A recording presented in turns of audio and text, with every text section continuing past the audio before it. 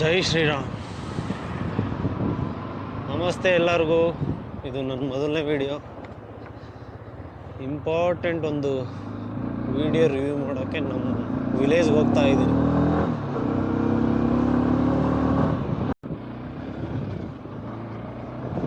Hi friends,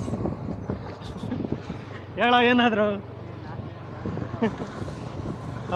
ಇವಾಗ temple ನೋಡ್ಸೋಕೆ ಹೋಗ್ತಾ ಇದ್ದೀವಿ. ಇಲ್ಲೊಂದು ಸ್ವಲ್ಪ ಕೆಲಸ ಇದೆ. SM ಟ್ರೆಂಡ್ಸ್ ಅಂತ, ಇವನೇ ಓನರು.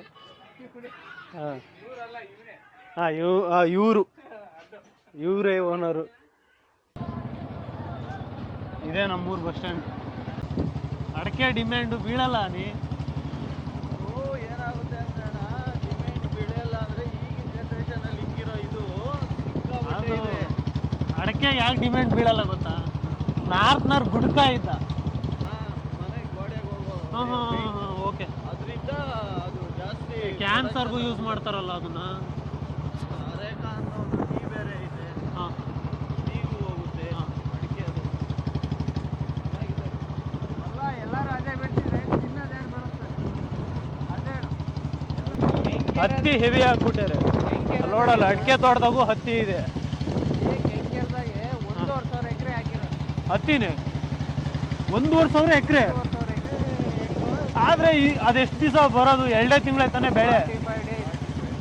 ಅಲ್ಲೇ 2 ತಿಂಗಳು ಬರಲ್ಲ. ಬೆಳೆ ತಗೊಂಬೋದು. ಇವಾಗ ಅದು ಕ್ರಾಪ್ಗೆ ಬರುತ್ತಲ್ಲ, ಎಷ್ಟು ತಿಂಗಳು ತಗೋಬೋದು ಅದು? ಅಷ್ಟೇ. ಆದ್ಮೇಲೆ ನಿಮ್ ಕಿತ್ತೆ ಎಸಿತಿರ್ಬೇಕು ಅದನ್ನ. ಕಾಚಿಗುಂಟ, ನಮ್ಮೂರಾದ್ಮೇಲೆ ಕಾಚಿಗುಂಟ, ಕೆಂಕೆರೆ ಹಾಕ್ಸಲು ಡೈರೆಕ್ಟ್ ಹೇಮಾವತಿ. ಎಲ್ಲಿ ನೋಡಿದ್ರು ಹತ್ತಿನೇ ಗುರು. ಹೆವಿ ಹತ್ತಿ. ಅಡಿಕೆ ತೋಟ, ಹತ್ತಿ ಅಡಿಕೆ ಹೆವಿ ವರ್ಕ್ ಮಾಡ್ತಾರೆ. ಇಲ್ಲಿ ಬೀಳಿದೆ ಏನ, ಇಲ್ಲಿ ಆಲ್ರೆಡಿ ಕ್ರಾಪ್ ತೆಗ್ದಿದ್ದಾರೆ ಹತ್ತಿ. ಇದು ಕೆಂಕೆರೆ ಗಾಯ್ಸ್. ಹೇಮಾವತಿಗೆ ಎಂಟ್ರಿ ಆದ್ವಿ ಫ್ರೆಂಡ್ಸ್. ಇದು ಹೇಮಾವತಿ. ಆ್ಯಕ್ಚುಲಿ ಜಾತ್ರೆ ಟೈಮಲ್ಲಿ ಈ ಥರ ಎಲ್ಲ ಇರಲ್ಲ. ಗಾಡಿ ಎಲ್ಲ ಅಲ್ಲಿ ಬೋರ್ಡಿಂದ ಆ ಕಡೆನೇ ಹೋಗ್ಬೇಕು. ಇಲ್ಲಿ ಒಳಗಡೆ ಎಂಟ್ರೆನ್ಸ್ ಯಾವ ಇರೋದಿಲ್ಲ. ಈ ಖಾಲಿ ಪ್ಲೇಸ್ ಎಲ್ಲ ಏನು ಕಾಣ್ತೈತೋ ಆ ಟೈಮಲ್ಲಿ ಫುಲ್ಲು ಹೆವಿ ಜನ. ಜಾತ್ರೆ ಮಾತ್ರ ಹೆವಿ ಇರುತ್ತೆ, ಒಳ್ಳೆ ವೈಬ್ ಇರುತ್ತೆ ಇಲ್ಲಿ. ಆದಮೇಲೆ ಎಷ್ಟು ದಿವಸ ಹೇಳು ಜಾತ್ರೆ ನಡೆಯೋದು? 5 ದಿವಸ ಅಲ್ಲ? 5 ಡೇಸ್. ಅದರಲ್ಲಿ ಅಗಿನಗೊಂಡ 1 ದಿವಸ, ತೇರು 1 ದಿವಸ. ಅದೇ ಮಾನವ ರೂಪದಲ್ಲಿರೋ ಶಿವ ಇದೊಂದೇ. ಓಕೆ,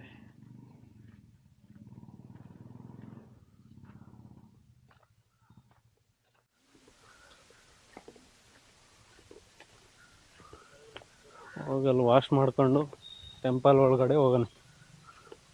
ಯಾರನ್ನ ಪೂಜಾರಪ್ಪರು ಇದ್ದರೆ ಒಂದು ಸ್ವಲ್ಪ ಚರಿತ್ರೆ ಬಗ್ಗೆ ತಿಳ್ಕೊಳ್ಳೋಣ.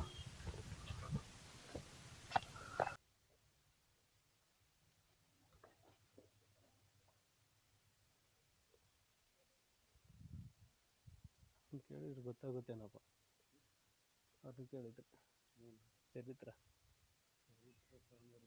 ಹಾಂ,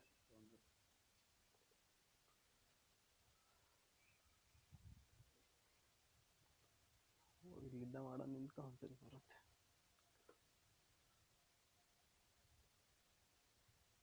ಹೊರಗಡೆ ಬರ್ತಿಲ್ಲ.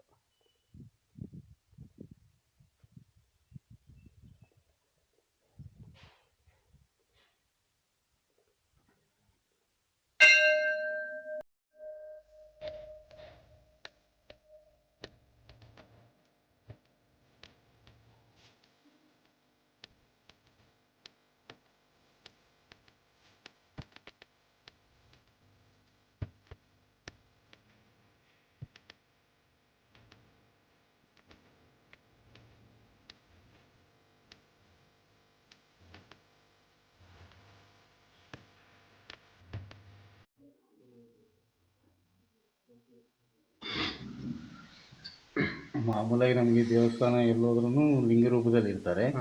ಇಲ್ಲೊಂತಾಗೆ ಸ್ವಾಮಿ ನಮಗೆ ಮನುಷ್ಯನ ರೂಪದಲ್ಲಿ ದರ್ಶನ ಕೊಡೋದು. ಈ ದೇವಸ್ಥಾನ ಎಲ್ಲ 7ನೇ ಶತಮಾನದಲ್ಲಿ ಆದಂಥ ದೇವಸ್ಥಾನ. ಯಾರ ರಾಜರ ಕಾಲ? 7ನೇ ಶತಮಾನದಲ್ಲಿ ನೊಳಂಬರು ಆಳ್ಕೆ ಮಾಡ್ತಾ ಇದ್ರು. ಅವರು ಆ ರಾಜರೇ ಈ ಸ್ವಾಮಿ ಅವ್ರನ್ನ ದೇವಸ್ಥಾನಗಳನ್ನೆಲ್ಲ ಕಟ್ಟಿಸಿರೋದೆಲ್ಲ ಅವರೇನೆ.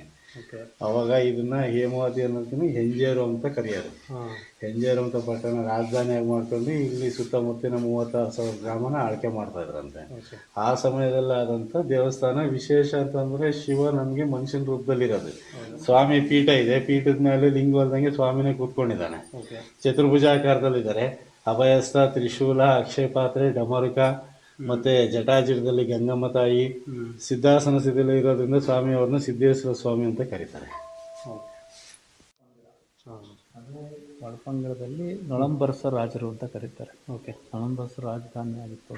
ಒನ್ಸ್ ಅಪಾನ್ ಎ ಟೈಮ್ ನೊಳಂಬರಸರ ರಾಜಧಾನಿ. ಅವರು ಅರಸರು ನೊಳಂಬರಸ. ಇದನ್ನು ನಿರ್ಮಾಣ ಮಾಡಿರೋದು ವೀರಶೈವದಲ್ಲಿ ಉಪಪಂಗಡದಲ್ಲಿ ಅದರಲ್ಲಿ ನೊಳಂಬರು ಅಂತ ಬರುತ್ತೆ. ನೊಳಂಬರಸ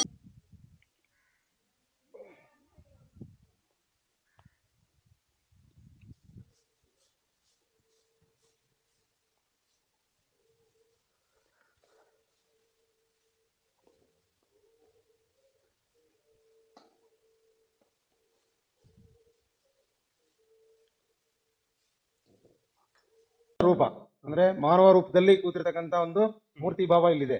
ಅದನ್ನೇ ಸಿದ್ದೇಶ್ವರ ಅಂತ ಹೇಳ್ತಾರೆ. ಆ ಸಿದ್ದೇಶ್ವರ ಸ್ವಾಮಿ ಇರೋದ್ರಿಂದನ ಪ್ರಪಂಚದಲ್ಲಿ ಎಲ್ಲಿ ಶಿವನಿಗೆ ಆಕಾರ ಇಲ್ಲ. ಹೈಮಾವತಿ ಕ್ಷೇತ್ರದಲ್ಲಿ ಮಾತ್ರನೇ ಶಿವನಿಗೆ ಆಕಾರ ಇರತಕ್ಕಂಥ ಮೂರ್ತಿ ಭಾವ ಇಲ್ಲಿರೋದು.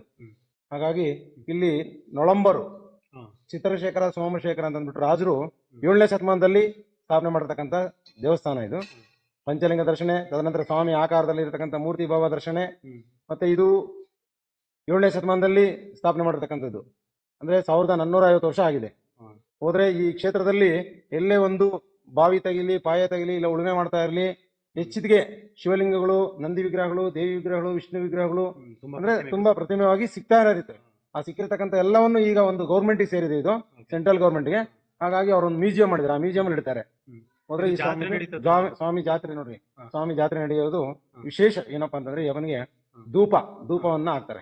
ಅಂದ್ರೆ ಮಹಾಶಿವರಾತ್ರಿಯಿಂದ ಒಂದು ವಾರ ಸ್ವಾಮಿ ಅವರಿಗೆ ಬ್ರಹ್ಮರಥೋತ್ಸವ ನಡೀತೈತೆ. ಆ ಬ್ರಹ್ಮರಥೋತ್ಸವದಲ್ಲಿ ಶಿವರಾತ್ರಿ, ಮಾಮೂಲು ಶಿವರಾತ್ರಿಯಿಂದನೇ ಸ್ಟಾರ್ಟ್ ಆಗೋದು. ಶಿವರಾತ್ರಿನಲ್ಲಿ ಮಾಮೂಲಾಗಿ ಸ್ವಾಮಿಗೆ ಅಭಿಷೇಕಗಳು, ಕಂಕಣಗಳು ಧರಿಸೋದು ಮತ್ತೆ ಎಲ್ಲವನ್ನೂ ಇರುತ್ತೆ. ತದನಂತರ 2ನೇ ದಿವಸ ಭಾನು ಪಲ್ಲಕ್ಕಿ ಅಂತ ನಡೀತೈತೆ. 3ನೇ ದಿವಸದಲ್ಲಿ ಮುಖ್ಯವಾಗಿ ಭಕ್ತಾದಿಗಳು ಇಷ್ಟಾರ್ಥಗಳು, ಸಂಕಲ್ಪನೆಗಳು ನೆರವೇರಲಿ ಅಂತ ಅಂದ್ಬಿಟ್ಟು ಸ್ವಾಮಿಗೆ ಆಗಿನ ಕಾಲದಲ್ಲೇನೆ ಧೂಪವನ್ನ ಹಾಕೋದು ಒಂದು ವಿಶೇಷ ಕಾರ್ಯಕ್ರಮ. ಹಾಗಾಗಿ ಆ ಸ್ವಾಮಿಗೆ ಧೂಪವನ್ನ ಹಾಕಿರೋ ಆ ಕುಂಡದಲ್ಲಿ ನಮ್ಮ ಕಾರ್ಯಕ್ರಮಗಳು, ನಮ್ಮ ಕಾರ್ಯಗಳು ನೆರವೇರುತ್ತವೆ. ಮತ್ತೆ ನಮ್ಮ ಶರೀರದ ಇರತಕ್ಕಂಥ ಒಂದು ಯಾವುದೇ ಒಂದು ಕೆಟ್ಟ ಏನಾದ್ರೂ ದೋಷಗಳು ನಿವಾರಣೆ ಆಗುತ್ತೆ. ಮತ್ತೆ ಗುಳ್ಳೆ ಮತ್ತೆ ಇನ್ನೊಂದು ಏನಾದ್ರೂ ಶರೀರದಲ್ಲಿ ವಿಶೇಷವಾಗಿದ್ರೆ ಅದು ನೆರವೇರುತ್ತೆ ಅಂತ ಅಂದ್ಬಿಟ್ಟು ಒಂದು ಭಕ್ತಾದಿಗಳ ನಂಬಿಕೆ ಆಗಿಂದನೂ ಹಾಗೆ ನಡೀತಾ ಇದೆ. ಈಗಲೂ ಸಹ ಅಷ್ಟೇ ಚೆನ್ನಾಗಿ ನಡೀತಾ ಇದೆ. ಭಕ್ತಾದಿಗಳು ಹೆಚ್ಚಿನ ಸಂಖ್ಯೆಯಲ್ಲಿ ಬಂದು ಸ್ವಾಮಿ ಸೇವೆ ಮಾಡಿ ಆ ಸ್ವಾಮಿ ಕೃಪೆಗೆ ಪಾತ್ರರಾಗಿ ಎಲ್ಲರೂ ಭಕ್ತಿಯಿಂದ ಧೂಪವನ್ನು ಹಾಕಿ ಮತ್ತೆ ಇನ್ನ ಇರೋ ಸೇವೆಗಳೆಲ್ಲನೂ ಮಾಡ್ತಾ ಇರ್ತಾರೆ. ಮತ್ತೆ ಧೂಪವನ್ನು ಹಾಕಿದ್ಮೇಲೆ ಅಗ್ನಿಗೊಂಡ ಅಂತ ಹೇಳ್ತಾರೆ. ಅದನ್ನ ಅಗ್ನಿಗೊಂಡ ಆದ್ಮೇಲೆ 4ನೇ ದಿವಸದಲ್ಲಿ ಸಿಡಿಮಾನೋತ್ಸವ ಅಂತ ಇರ್ತದೆ. ಸಿಡಿಮರ ಹತ್ತುತ್ತಾರೆ ಮತ್ತೆ ಭಕ್ತಾದಿಗಳೆಲ್ಲನು ಅವರವ್ರ ಇಷ್ಟಾರ್ಥಗಳನ್ನು ಪ್ರಾರ್ಥನೆ ಮಾಡ್ಕೊಂಡು. ಅದು ಸಹ ಅಷ್ಟೇನೆ, ಅದು ಏನೇನೋ ಅವರವ್ರ ಅರ್ಕೆಗಳು. ಆ ಮರವನ್ನ ಕೆಲವರು ಮಾತ್ರ ಹತ್ತರಿದ್ದಾರೆ. ಅವ್ರು ಮಾತ್ರನೇ ಒಂದು 12 ಕೈವಾಡಸ್ತ ಅಂತ ಇದೆ. ಆ 12 ಕೈವಾಡಸ್ ಜನಗಳು ಮಾತ್ರನೇ ಅದಕ್ಕೆ ಹತ್ತೋದು, ಬೇರೆಯವರೆಲ್ಲ ಹತ್ತೋದಿಲ್ಲ. ಸುಮ್ಮನೆ ಕೈ ಮುಗಿತಾರೆ ಆ ಮರವನ್ನು ಮುಟ್ಟಿ. ಅವರು ಹಿಂದೆ ಏನ್ ನಡ್ಕೊಂಡ್ ಬಂದಿರ್ತಾರೆ ಅವ್ರು ಮಾತ್ರನೇ ಅದನ್ನ ಹತ್ತೋದು. ತದನಂತರ 4ನೇ ದಿವಸದಲ್ಲಿ ಚಿಕ್ಕ ರಥೋತ್ಸವ ಅಂದ್ರೆ ಹೂಲಿಕುಂಟೆಯವರು, ಸಿರಾ ತಾಲೂಕು ಹೂಲಿಕುಂಟೆಯವರು ಅದನ್ನ ನಡೆಸ್ಕೊಡ್ತಾರೆ. ಮತ್ತೆ ದೊಡ್ಡ ರಥೋತ್ಸವ ಅದು ಸಹ ಅಷ್ಟೇ. ಸಿರಾ ತಾಲೂಕು ಕಳಂಬೆದ ನಡೆಸ್ಕೊಡ್ತಾರೆ ದೊಡ್ಡ ರಥೋತ್ಸವ, ಬ್ರಹ್ಮ ರಥೋತ್ಸವ ಅಂತ. ಹಾಗಾಗಿ ಈ ಸ್ವಾಮಿಯ ಕಾರ್ಯಕ್ರಮಗಳು ಇಷ್ಟೊಂದು ನಡೀತವೆ. ಪ್ರತಿ ತಿಂಗಳು ಒಂದೊಂದು ಮಾಸದಲ್ಲಿ ಒಂದೊಂದು ಜಾತ್ರೆ ನಡೆಯೋದು. ಫೆಬ್ರವರಿ ಮಾರ್ಚ್ ಫೆಬ್ರವರಿ ಬೀಳುತ್ತೆ, ಇಲ್ಲ ಮಾರ್ಚಿಗೆ ಬೀಳುತ್ತೆ. 5 ಡೇಸ್ ನಡೆಯುತ್ತೆ. 5 ಡೇಸ್ ನಡೀತದೆ. ಇದು ಪಂಚಲಿಂಗ ಅಂತ ಹೇಳಿದ್ರಲ್ಲ, ಇನ್ನು ಎಲ್ಲೆಲ್ಲಿದೆ? ಇದು ದೊಡ್ಡೇಶ್ವರ ಅಂತ ಹೇಳ್ತಾರೆ. ಈಗ ನೀವು ನೋಡ್ತಕ್ಕಂಥದ್ದು ದೊಡ್ಡೇಶ್ವರ ಪಕ್ಕದಲ್ಲೇ ಇದೆ. ಮಲ್ಲಿಕಾರ್ಜುನೇಶ್ವರ ಇನ್ನೊಂದು ಸ್ವಲ್ಪ ಪಕ್ಕದಲ್ಲಿದೆ. ವಿರೂಪಾಕ್ಷೇಶ್ವರ ಸ್ವಲ್ಪ ಊರಲ್ಲಿದೆ, ವಿಲೇಜ್ ಊರಲ್ಲಿ ಹೊರಗಡೆ ಊರಲ್ಲೇನೆ 2. ಅದು ಸೋಮಲಿಂಗ, ಚಿತ್ರಲಿಂಗ ಅಂದ್ರೆ ಹೋದ್ರೆ ರಾಜರು ಅಕ್ಕ ತಂಗಿಯರು ಅದನ್ನ ಸ್ಥಾಪನೆ ಮಾಡೋದ್ರಿಂದ ಅಕ್ಕ ತಂಗಿ ದೇವಸ್ಥಾನ ಕೂಡ ಅಂತ ಹೇಳ್ತಾರೆ. ಅಂದ್ರೆ ಇಲ್ಲಿ ಸಿಕ್ಕಿರ್ತಕ್ಕಂಥ ಲಿಂಗಗಳು ನಿಮಗೆ ಕಾಣವೆಲ್ಲನ ಸಿಕ್ಕಿರೋ ಅವೆಲ್ಲನ ಪ್ರತಿಷ್ಠಾಪನೆ ಮಾಡಿ ಒಂದು ದೇವಸ್ಥಾನ ಮಾಡಿರ್ತಕ್ಕಂಥದ್ದು 5 ಲಿಂಗಗಳು, ಪಂಚಲಿಂಗ ದರ್ಶನ. ಇನ್ನೆಲ್ಲವೂ ಸಿಕ್ಕಿರೋದೇನೆ ಅವೆಲ್ಲನ. ಅಲ್ಲಿನ ಕೈ ಮುಗಿಬಹುದು, ಅಲ್ಲಿನ ನೀವೇನಾದ್ರು ಮಾಡ್ಕೋಬಹುದು. ಒಂದು ಗುಡಿ ಕಟ್ಟಿ ಒಂದು ಅದಕ್ಕೆ ಪುನಃ ನಿರ್ಮಾಣ ಮಾಡಿರ್ತಕ್ಕಂಥ ಇದು ದೇವಸ್ಥಾನಗಳು ಅವೆಲ್ಲನ 5. ಈ ನಿರ್ಮಾಣಕ್ಕೆ ಏನಾನ ಪ್ರತ್ಯೇಕವಾಗಿ ವಿಶೇಷ ಏನು? ಇದು ಸ್ವಾಮಿ ಹಿಂದೆ ನೋಡಿ, ಈಗ ಎಲ್ಲಾ ಕಡೆ ಲಿಂಗಕ್ಕೆ ಸಾದ ಲಿಂಗ ಇರುತ್ತೆ. ಈ ಲಿಂಗಗಳಲ್ಲಿ ಇಲ್ಲಿ 5 ಲಿಂಗಗಳಿದಾವೆ. 5 ಲಿಂಗಗಳಿಗೂ ವಿಶೇಷ ಏನಪ್ಪಾ ಅಂತಂದ್ರೆ ಬ್ರಹ್ಮಸೂತ್ರ ಅಂತ ಇದೆ. ಅಂದ್ರೆ ದೊಡ್ಡ ಮಹಾ ಋಷಿಗಳು ಮತ್ತೆ ಎಂತೆಂಥವ್ರ ಋಷಿಗಳು ಮತ್ತೆ ಇವರೆಲ್ಲಗಳು ಬಂದಿದ್ದಾರೆ ಈ ದೇವಸ್ಥಾನಕ್ಕೆ. ಅವರೆಲ್ಲರೂ ಹೇಳ್ತಾರೆ ಲಿಂಗಗಳು ನೋಡಿ. ಈ ಲಿಂಗನ ನೋಡಿದ ತಕ್ಷಣ ಅವರು ಸಹ ಆಶ್ಚರ್ಯ ಪಡ್ತಾರೆ. ಇಂಥ ಒಂದು ಬ್ರಹ್ಮಸೂತ್ರ ಇರತಕ್ಕಂಥ ಲಿಂಗಗಳನ್ನ ನಾವು ಬಹಳ ತುಂಬಾ ರೇರು ನೋಡೋದು. ಆದ್ರೆ ಇಲ್ಲಿ ಇರತಕ್ಕಂಥ ಲಿಂಗಕ್ಕೆ ನಾವು ಸಹ ದರ್ಶನ ಮಾಡಿ ಅಭಿಷೇಕ ಮಾಡಿಸಿ ಒಂದು ಸೇವೆ ಮಾಡಿದ್ರೆ ತುಂಬಾ ಒಳ್ಳೇದು ಅಂತ ಬಂದತಕ್ಕಂಥ ಋಷಿಗಳು ಮತ್ತೆ ಗುರುಗಳು ಎಲ್ಲರೂ ಹೇಳ್ತಾ ಇರ್ತಾರೆ.